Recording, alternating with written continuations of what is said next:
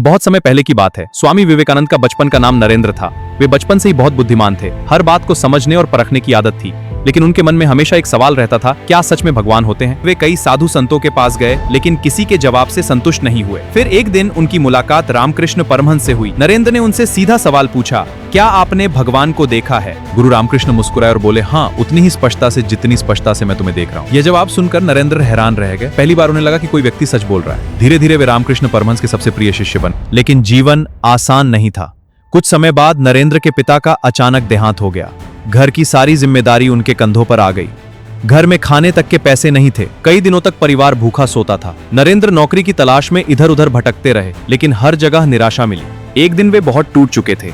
मन में गुस्सा, दुख और निराशा थी। वे सीधे अपने गुरु के पास पहुंचे और बोले, मैं भगवान की पूजा करता हूँ, फिर भी मेरे परिवार को इतना दुख क्यों मिल रहा है? गुरु रामकृष्ण ने शांत स्वर में कहा, आज माँ काली के मंदिर जाओ और जो मांगो मिलेगा।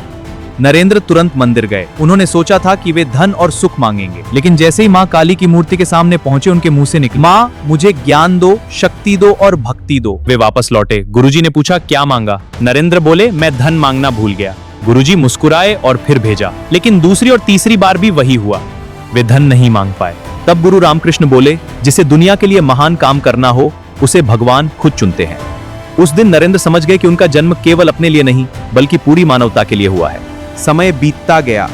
गुरु रामकृष्ण का देहांत हो गया। इसके बाद नरेंद्र ने संन्यास ले लिया और उनका नाम पड़ा स्वामी विवेकानंद। अब वे पूरे भारत में घूमने लगे। उन्होंने गरीबों का दुख देखा, लोगों की तकलीफ देखी और महसूस किया कि भारत को सबसे ज्यादा जरूरत आत्मविश्वास और शिक्षा की है।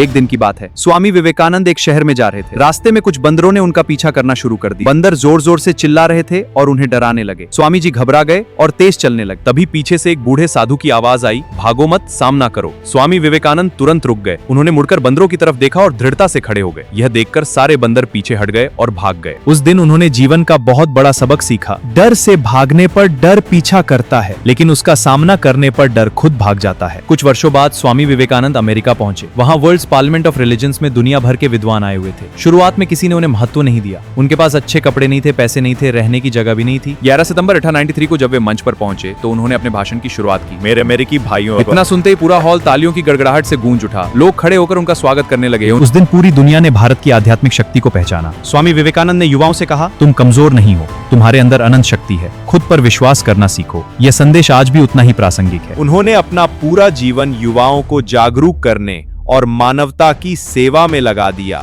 कहानी की सीख, कठिन परिस्थितियां इंसान को मजबूत बनाती हैं। डर से भागो मत, उसका सामना करो। आत्मविश्वास ही सबसे बड़ी शक्ति है। जो खुद पर विश्वास करता है वही दुनिया बदल सकता है। स्वामी विवेकानंद द्वारा कहा गया एक प्रेरणादायक वचन, उठो जागो और तब तक मत रुको जब तक लक्ष्य प्राप्त न हो जाए। यह संदेश हमें सिखाता है कि हमें निरंतर प्रयास करते रहना चाहिए। इसलिए आज ही अपने लक्ष्य की ओर कदम बढ़ाएं।